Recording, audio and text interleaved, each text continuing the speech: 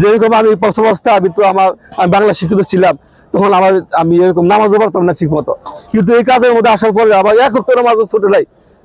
আমি এরকম 5 বার এরকম চিল্লাই দিছি, 5 বার এরকম তকবিরের সাথে 40 দিন এরকম তকবিরের সাথে নামাজ পড়তে পারছি, শুধু এই কাজের মধ্যে আসার কারণে। কিন্তু আমি যদি এই কাজের মধ্যে না আসতাম তাহলে আমার এরকম দিল এরকম পরিবর্তন হইতো না।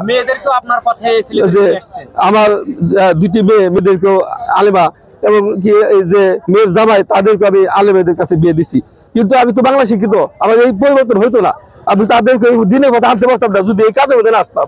আল্লাহ তাআলা এই কাজের মধ্যে আনার কারণেই আল্লাহ তাআলা আমাকে দিলকে ঘুরিয়ে দিচ্ছে, আমার পরিবারকে ঘুরিয়ে দিচ্ছে, পরিবারকে এরকম দিনের পথে তৈরি করে দিচ্ছে শুধু এই কাজের মধ্যে আনার কারণে আল্লাহ তাআলা ব্যবস্থা করে দিচ্ছে। এই জন্য আল্লাহর কাছে শুকরিয়া আদায় করি, এই জন্য আল্লাহর কাছে বেশি বেশি শুকরিয়া আদায় করি।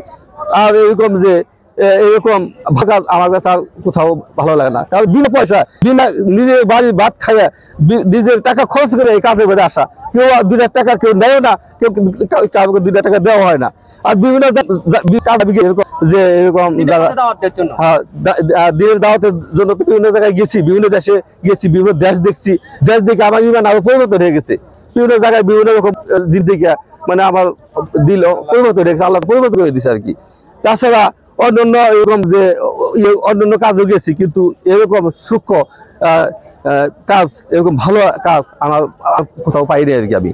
কিন্তু এই তাবলিগ জামাতে এসে যা পাইছি, অন্য ইয়ের মধ্যে যাই পাইনি।